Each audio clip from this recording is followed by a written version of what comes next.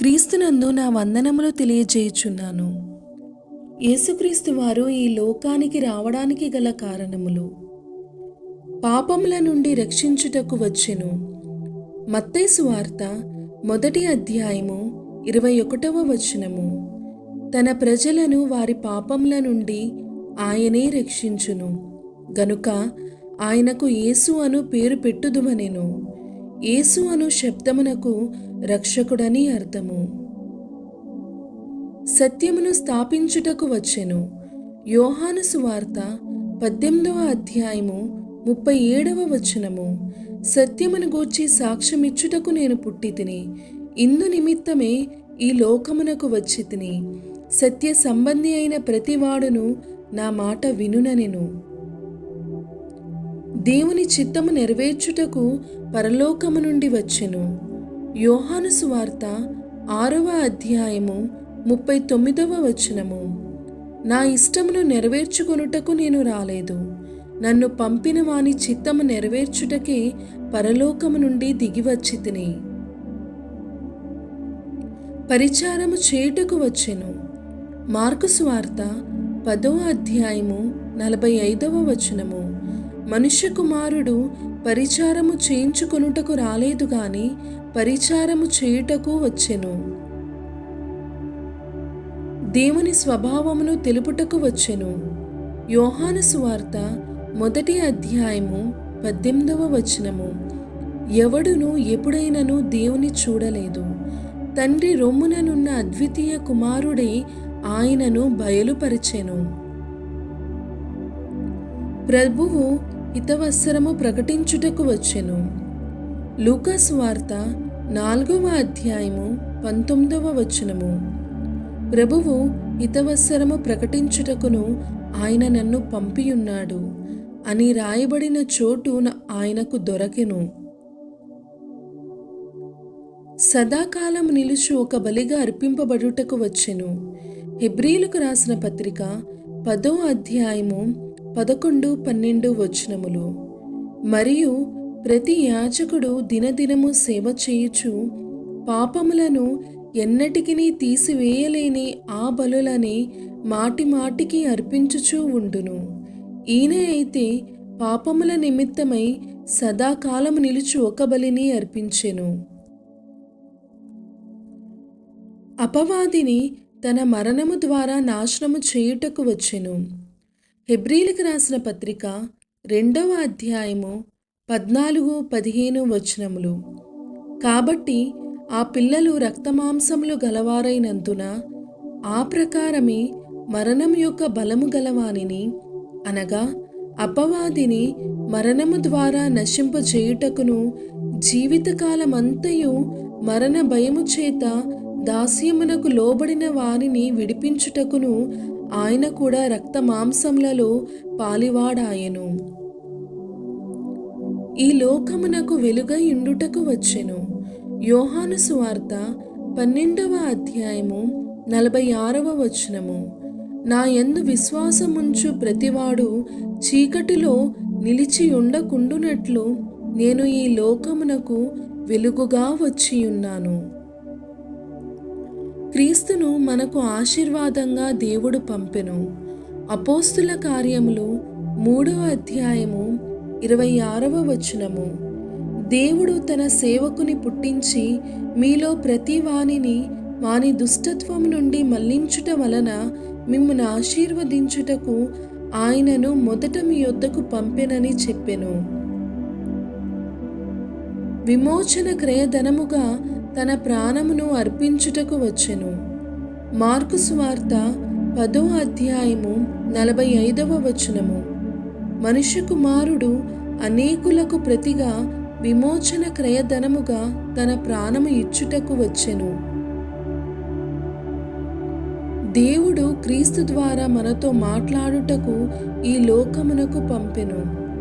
హెబ్రీయులకు రాసిన పత్రిక 1వ అధ్యాయము 1వ వచనము, 2వ వచనము. పూర్వకాలమందు నానా సమయములలోనూ నానా విధములుగాను ప్రవక్తల ద్వారా మన పితరులతో మాట్లాడిన దేవుడు ఈ దినముల అంతమందు కుమారుని ద్వారా మనతో మాటలాడెను. ఆయన ఆ కుమారుని సమస్తమునకును వారసునిగా నియమించెను. ఆయన ద్వారా ప్రపంచములను నిర్మించెను. వాక్యము ప్రకటించుటకు వచ్చెను. మార్కు సువార్త 1వ అధ్యాయము 38వ వచనము. ఆయన ఇతర సమీప గ్రామములలోనూ నేను ప్రకటించున్నట్లు వెళ్ళుదము రండి.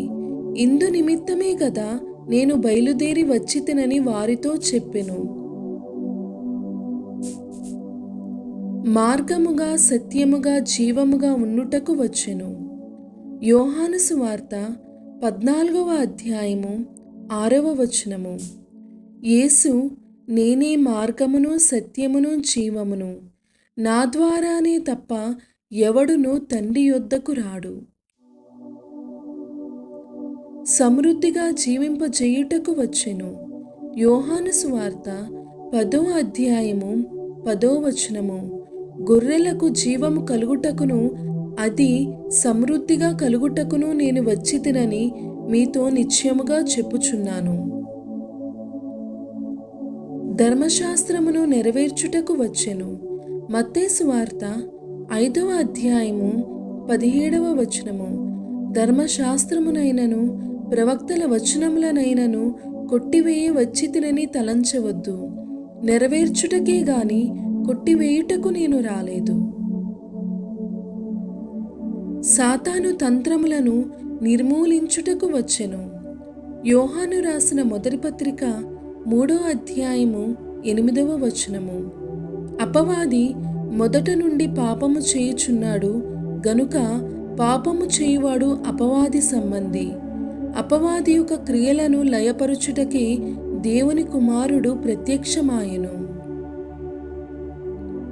మాదిరిగా ఉండుటకు వచ్చెను. పేతురు రాసిన మొదటి పత్రిక 2వ అధ్యాయము 21వ వచనము. ఇందుకు మీరు పిలువబడితిరి. క్రీస్తు కూడా మీ కొరకు బాధపడి మీరు తన అడుగుజాడల యందు నడుచుకున్నట్లు మీకు మాదిరి ఉంచిపోయెను. పస్కా పశువుగా వధింపబడుటకు వచ్చెను. కొరింథీయులకు రాసిన మొదటి పత్రిక 5వ అధ్యాయము 7వ వచనము. మీరు పులిపిండి లేనివారు కనుక క్రొత్త ముద్ద అవుటకై ఆ పాతదైన పులిపిండిని తీసి పారవేయుడి. ఇంతేకాక క్రీస్తు అను మన పస్కా పశువు వధింపబడెను. నశించిపోయే ఆత్మలను వెదకి రక్షించుటకు వచ్చెను. లూకాసు వార్త 19వ అధ్యాయము 10వ వచనము. నశించిన దానిని వెదకి రక్షించుటకు మనుష్య కుమారుడు వచ్చెనని అతనితో చెప్పెను. మృతులలో నుండి లేపబడిన వారిలో ప్రథమ ఫలముగా ఉండుటకు వచ్చెను. ఇప్పుడైతే నిద్రించిన వారిలో ప్రథమ ఫలముగా క్రీస్తు మృతులలో నుండి లేపబడి ఉన్నాడు.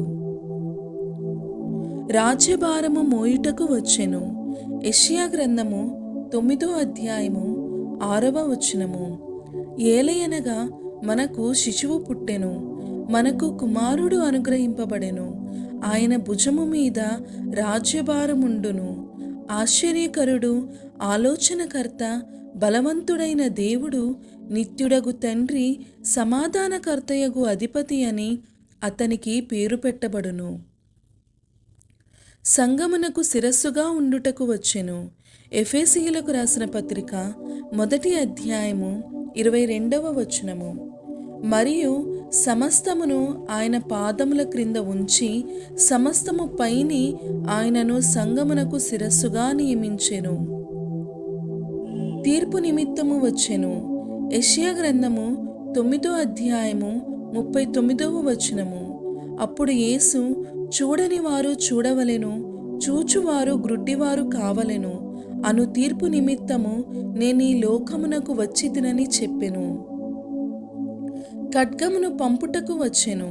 మత్తయి సువార్త 10వ అధ్యాయము 34వ వచనము.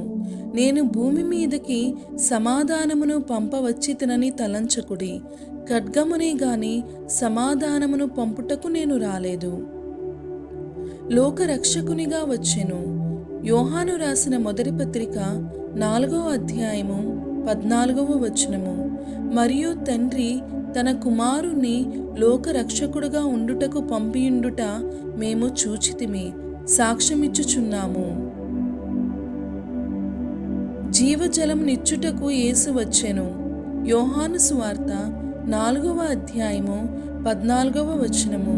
నేనిచ్చు నీళ్లు త్రాగువాడెప్పుడునూ దప్పికొనడు. నేను వానికిచ్చు నీళ్లు నిత్య జీవమునకై వానిలో ఊరిడి నీటి బుగ్గగా ఉండునని ఆమెతో చెప్పెను. అక్షయమైన ఆహారము ఇచ్చుటకు వచ్చెను. యోహాను సువార్త 6వ అధ్యాయము 27వ వచనము. క్షయమైన ఆహారము కొరకు కష్టపడుకుడి గాని నిత్య జీవము కలుగజేయు అక్షయమైన ఆహారము కొరకే కష్టపడుడి. మనుష్య కుమారుడు దానిని మీకిచ్చును. ఇందుకై తండ్రి అయిన దేవుడు ఆయనకు ముద్ర వేసి ఉన్నాడని చెప్పెను. ఇశ్రాయేలీలను శాపము నుండి విమోచించుటకు వచ్చెను. గలతీలకు రాసిన పత్రిక 3వ అధ్యాయము 13వ వచనము. ఆత్మను గూర్చిన వాగ్దానము విశ్వాసము వలన మనకు లభించునట్లు అబ్రహాము పొందిన ఆశీర్వచనము క్రీస్తు యేసు ద్వారా అన్యజనులకు కలుగుటకై క్రీస్తు మన కోసము శాపమై మనలను ధర్మశాస్త్రము యొక్క శాపము నుండి విమోచించెను. గ్రుడ్డి వారికి చూపును అనుగ్రహించుటకు వచ్చెను. లూకా సువార్త 4వ అధ్యాయము 18వ వచనము. గ్రుడ్డి వారికి చూపును ఇచ్చుటకు ఆయన నన్ను పంపియున్నాడు. నిజమైన వినయము గల దాసునిగా బ్రతుకుటకు వచ్చెను. ఫిలిప్పీలకు రాసిన పత్రిక 2వ అధ్యాయము 5, 6, 7 వచనములు. క్రీస్తు యేసునకు కలిగిన ఈ మనస్సు మీరును కలిగి ఉండుడి. ఆయన దేవుని స్వరూపము కలిగిన వాడై ఉండి దేవునితో సమానముగా ఉండుట విడిచిపెట్టకూడని భాగ్యమని ఎంచుకొనలేదు గాని మనుషుల పోలికగా పుట్టి దాసుని స్వరూపము ధరించుకొని తన్ను తానే రిక్తునిగా చేసుకొనెను. రాజుగా ఉండుటకు ఈ లోకమునకు వచ్చెను. మత్తయి సువార్త 2వ అధ్యాయము 5వ వచనము. ఇశ్రాయేలును నా ప్రజలను పరిపాలించు అధిపతి నీలో నుండి వచ్చును అని ప్రవక్త ద్వారా రాయబడి ఉన్నదనిరి. అలాగే యోహాను సువార్త 18వ అధ్యాయము 37వ వచనము. అందుకు పిలాతు నీవు రాజువా అని ఆయనను అడుగగా యేసు నీవన్నట్టు నేను రాజునే. దేవుడు మనకు తోడుగా ఉండుటకు వచ్చెను. మత్తయి సువార్త 1వ అధ్యాయము 22, 23 వచనములు. ఇదిగో కన్యక గర్భవతి అయి కుమారుని కనును, ఆయనకు ఇమ్మానుయేలను పేరు పెట్టుదురు అని ప్రభువు తన ప్రవక్త ద్వారా పలికిన మాట నెరవేరునట్లు ఇదంతయు జరిగెను. ఇమ్మానుయేలను పేరునకు భాషాంతరమున దేవుడు మనకు తోడని అర్థము. మధ్యవర్తిగా ఉండుటకు వచ్చెను. తిమోతికి రాసిన మొదటి పత్రిక 2వ అధ్యాయము 5వ వచనము. దేవుడొక్కడే, దేవునికిని నరులకును మధ్యవర్తియు ఒక్కడే, ఆయన క్రీస్తు యేసును నరుడు. ఆ ప్రవక్తగా వచ్చెను. అపోస్తుల కార్యములు 7వ అధ్యాయము 37వ వచనము. నా వంటి ఒక ప్రవక్తను దేవుడు మీ సహోదరులలో మీకు పుట్టించును అని ఇశ్రాయేలీయులతో చెప్పిన మోషే ఇతడే. అన్యజనులకు కూడా దేవునిని బయలుపరచడానికి వచ్చెను. లూకా సువార్త 2వ అధ్యాయము 30వ వచనము. అన్యజనులకు నిన్ను బయలుపరచుటకు వెలుగుగాను నీ ప్రజలైన ఇశ్రాయేలుకు మహిమగాను వచ్చెను. కృపాసత్య సంపూర్ణునిగా మన మధ్య నివసించుటకు వచ్చెను. యోహాను సువార్త 1వ అధ్యాయము 14వ వచనము. ఆ వాక్యము శరీరధారి అయి కృపాసత్య సంపూర్ణుడుగా మన మధ్య నివసించెను. విధేయతను తగ్గించుకునే స్వభావమును చూపించుటకు వచ్చెను. ఫిలిప్పీలకు రాసిన పత్రిక 2వ అధ్యాయము 8వ వచనము. మరియు ఆయన ఆకారమందు మనుష్యుడుగా కనబడి మరణము పొందునంతగా అనగా శిలువ మరణము పొందునంతగా విధేయత చూపిన వాడై తన్ను తాను తగ్గించుకొనెను. ఆదరణకర్తను మనకు అనుగ్రహించుటకు వచ్చెను. యోహాను సువార్త 14వ అధ్యాయము 16వ వచనము. నేను తండ్రిని వేడుకొందును, మీ యొద్ద ఎల్లప్పుడూ నుండుటకై ఆయన వేరొక ఆదరణకర్తను అనగా సత్యస్వరూపియగు ఆత్మను మీకు అనుగ్రహించును. ప్రధాన యాజకుడుగా ఉండుటకు వచ్చెను. హెబ్రీలకు రాసిన పత్రిక 2వ అధ్యాయము 17వ వచనము. కావున ప్రజల పాపములకు పరిహారము కలుగచేయుటకై దేవుని సంబంధమైన కార్యములలో కనికరమును నమ్మకమును గల ప్రధాన యాజకుడగు నిమిత్తము అన్ని విషయములలో ఆయన తన సహోదరుల వంటివాడు కావలసి వచ్చెను. ఇశ్రాయేలీలలో వివాదాస్పదమైన గుర్తుగా వచ్చెను. లూకాసు వార్త 2వ అధ్యాయము 34వ వచనము. సుమయోను వారిని దీవించి, ఇదిగో అనేక హృదయాలోచనలు బయలుపడునట్లు ఇశ్రాయేలులో అనేకులు పడుటకును తిరిగి లేచుటకును వివాదాస్పదమైన గుర్తుగా ఈయన నియమింపబడి ఉన్నాడు. చెరలో నుండి విడిపించుటకు వచ్చెను. లూకాసు వార్త 4వ అధ్యాయము 18వ వచనము. చెరలోనున్న వారికి విడుదలను కలుగజేయుటకు ఆయన నన్ను పంపియున్నాడు. సంఘమును కట్టుటకు వచ్చెను. మత్తయి సువార్త 16వ అధ్యాయము 18వ వచనము. మరియు నీవు పేతురువు, ఈ బండ మీద నా సంఘమును కట్టుదును, పాతాళలోక ద్వారములు దాని ఎదుట నిలువ నేరవని నేను నీతో చెప్పుచున్నాను. ఇశ్రాయేలీలను అన్యజనులను ఏకం చేయుటకు వచ్చెను. ఎఫెసీయులకు రాసిన పత్రిక 2వ అధ్యాయము 14వ వచనము. ఆయన మన సమాధానమై ఉండి మీకును మాకును ఉండిన ద్వేషమును అనగా విధిరూపకమైన ఆజ్ఞలు గల ధర్మశాస్త్రమును తన శరీరమందు కొట్టివేయుట చేత మధ్య గోడను పడగొట్టి మన ఉభయులను ఏకము చేసెను. సంపూర్ణులుగా చేయుటకు వచ్చెను. హెబ్రీయులకు రాసిన పత్రిక 10వ అధ్యాయము 14వ వచనము. ఒక అర్పణము చేత ఈయన పరిశుద్ధపరచబడు వారిని సదాకాలమునకు సంపూర్ణులనుగా చేసియున్నాడు. దేవునితో లోకమును సమాధానపరచుటకు వచ్చెను. కొరింథీయులకు రాసిన 2వ పత్రిక 5వ అధ్యాయము 19వ వచనము. అదేమనగా దేవుడు వారి అపరాధములను వారి మీద మోపక క్రీస్తునందు లోకమును తనతో సమాధాన పరచుకొనుచు ఆ సమాధాన వాక్యమును మాకు అప్పగించెను. కాపరిగా ఉండుటకు వచ్చెను. యోహాను సువార్త 10వ అధ్యాయము 11వ వచనము. నేను గొర్రెలకు మంచి కాపరిని, మంచి కాపరి గొర్రెల కొరకు తన ప్రాణము పెట్టును.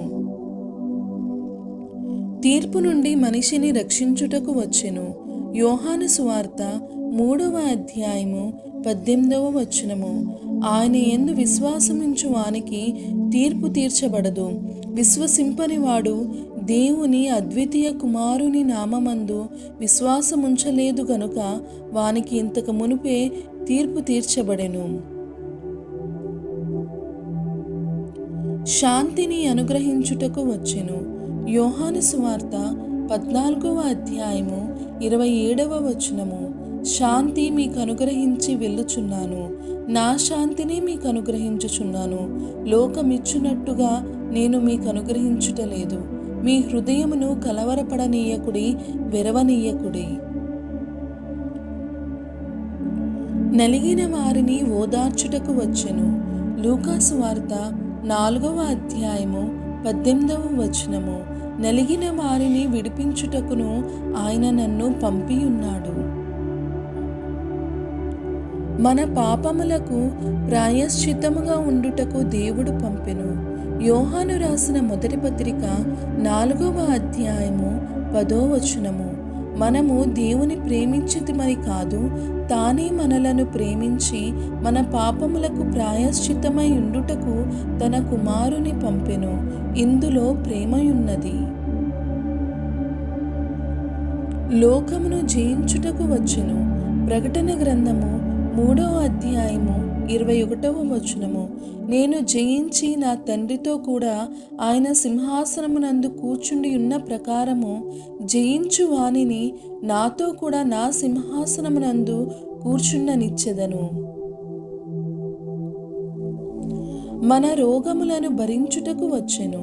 మత్తయి సువార్త 8 ఆయన మాట వలన దెయ్యములను వెళ్ళగొట్టి రోగులనెల్లను స్వస్థపరచెను.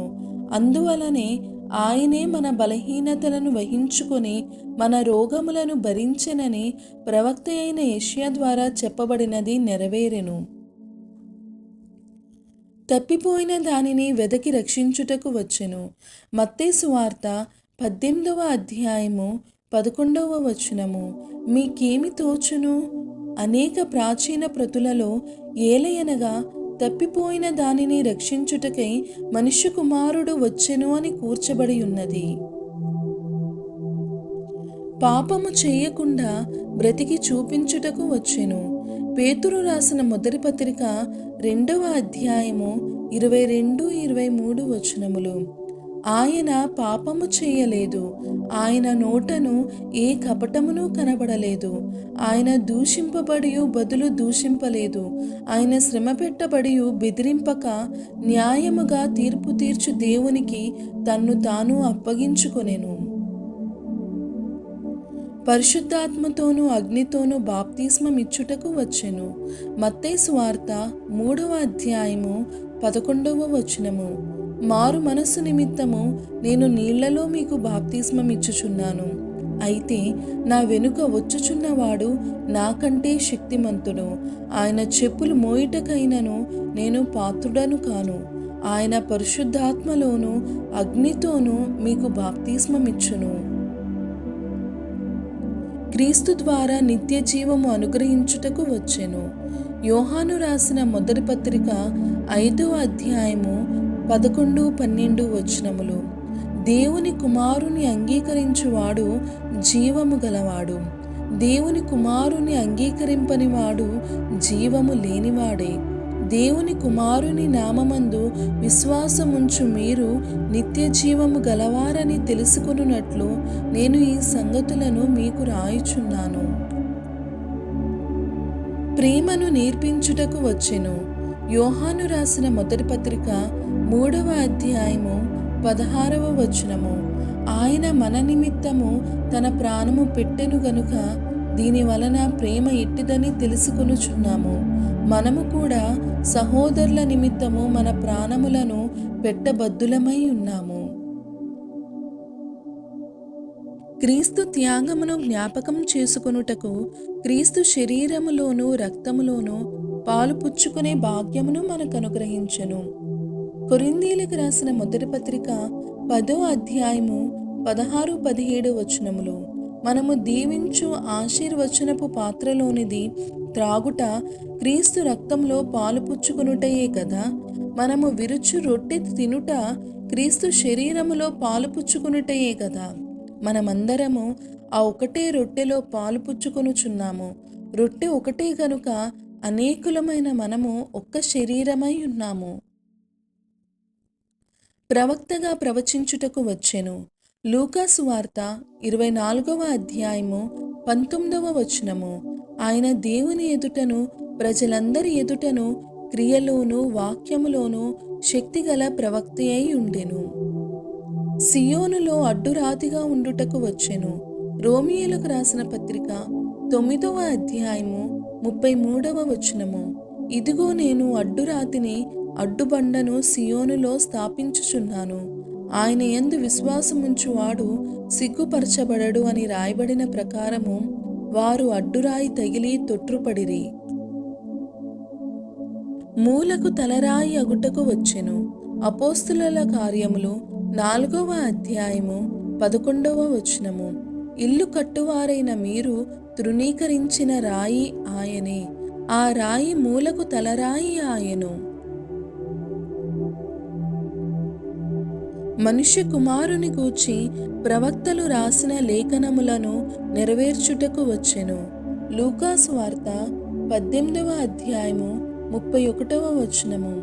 ఆయన తన 12 మంది శిష్యులను పిలిచి, ఇదిగో యెరూషలేమునకు వెళ్ళుచున్నాము. మనుష్య కుమారుని గూర్చి ప్రవక్తల ద్వారా రాయబడిన మాటలన్నీయు నెరవేర్చబడును. ఆత్మతోనూ సత్యముతోనూ దేవునిని ఎలా ఆరాధించాలో నేర్పించుటకు వచ్చెను. యోహాను సువార్త 4వ అధ్యాయము 21, 23 వచనములు. అమ్మ, ఒక కాలము వచ్చుచున్నది, ఆ కాలమందు ఈ పర్వతము మీదనైనను యెరూషలేములోనైనను మీరు తండ్రిని ఆరాధింపరు. నా మాట నమ్ముము.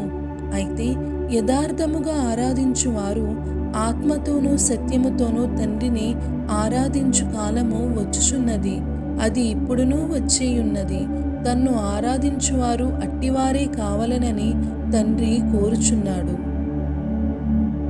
దేవుడు క్రీస్తు ద్వారా మన ఎడల తన ప్రేమను ప్రత్యక్షపరుచుకున్నారు. యోహాను రాసిన మొదటి పత్రిక 4వ అధ్యాయము 9వ వచనము. మనము ఆయన ద్వారా జీవించున్నట్లు దేవుడు తన అద్వితీయ కుమారుని లోకములోనికి పంపెను. దీనివలన దేవుడు మన యందుంచిన ప్రేమ ప్రత్యక్షపరచబడెను. ఇంకా అనేక కారణాలు ఉన్నప్పటికీ ఇక్కడ 65 కారణాలు మాత్రమే తెలుపబడ్డాయి. క్రీస్తు రాక పరమార్థమును తెలుసుకున్న మనము క్రీస్తు వలె దేవునిని మహిమపరచి ఆయన అడుగుజాడల యందు నడుచుకొని క్రీస్తు వలె సృష్టికర్త అయిన దేవునికి మన ఆత్మలను అప్పగించుకుందుము. ఆమెన్.